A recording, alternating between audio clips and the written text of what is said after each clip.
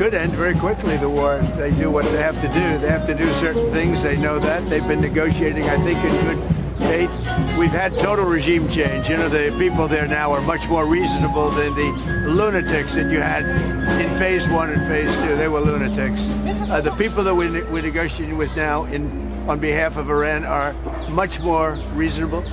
You can call it what you want, but I call it regime change, and I think most people are giving us credit for that.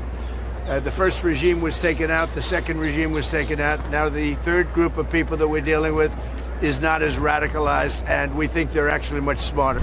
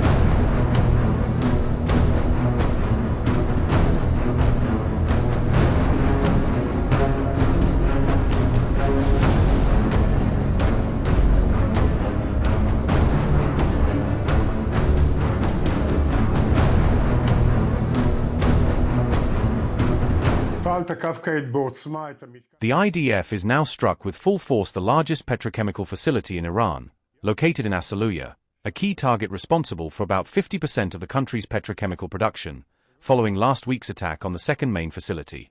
Currently, both facilities, which together account for around 85% of Iran's petrochemical exports, are out of service and non-operational. This represents a severe economic blow to the Iranian regime, amounting to tens of billions of dollars. The petrochemical industry is a central engine for funding the activities of the Revolutionary Guards and for building Iran's military power. Prime Minister Benjamin Netanyahu and I have instructed the IDF to continue striking, with full force, the national infrastructure of the Iranian terror regime.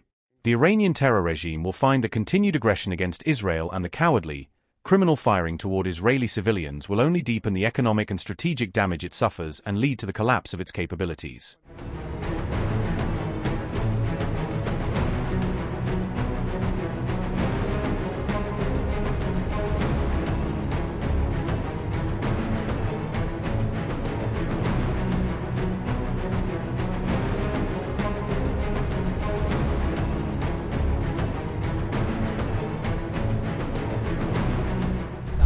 A deadline should not cause us to give ourselves even the slightest hesitation in defending our country.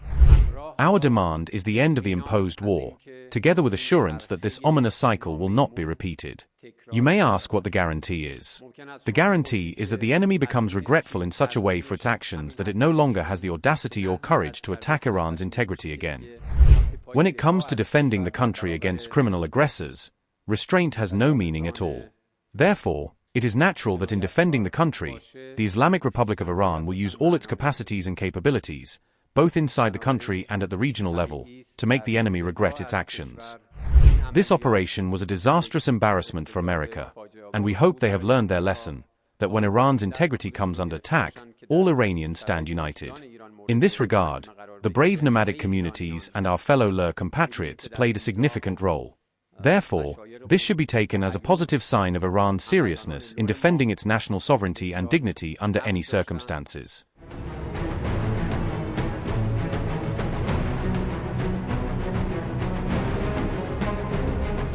So today is a very special day. It's a day where we celebrate Jesus. It's a day where we celebrate religion.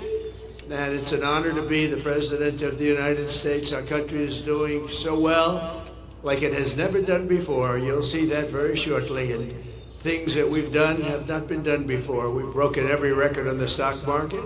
We've broken every record in our military. And what about the rescue that took place yesterday? What about that?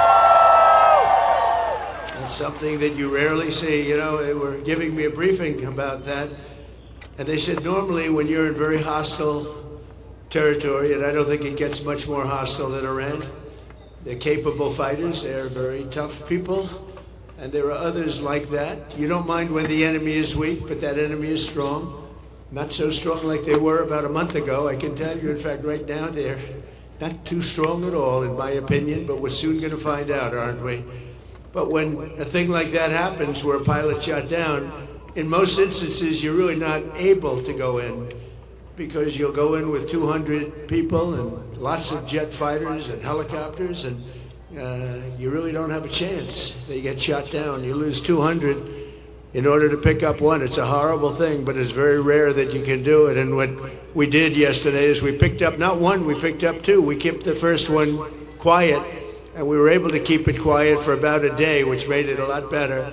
But those two pilots were incredible, brave, and we thank them. And we're going to be having a news conference today at 1 o'clock at the Oval Office, and we look forward to it. But I just want to say we have a great military. We're the greatest military, the most powerful military any place.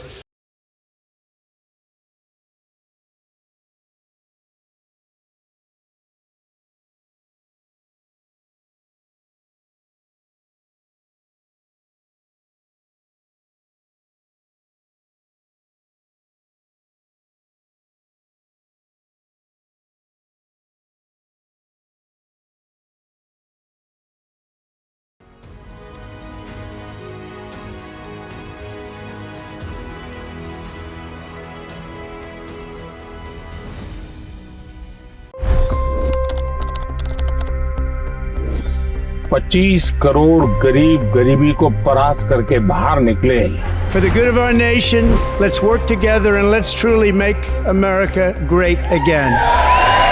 The fastest news breaks. Requested PM saying that look, you will have to speak to Putin and to Zelensky. The biggest newsmakers. The relationship with India is probably the most important bilateral relationship the U.S. will have for the rest of this century. The capital delivered quite an election result today. Expert analysis. The million-dollar question today is how to stop this dance of death. Ground reports. I'm standing at the crossroad of the Kumbh Mela. Behind me are more than 100 entry ghats. Long-form interviews. Exclusionary politics is reflected in Manipur case as well. You don't bother because this is a small state. Deep dive into burning issues. It's often said DRC could be the richest country in the whole world. It's because of what sits underneath. Why exactly did the US topple the Sheikh Hasina government? HD videos. We don't just break news, we break it down.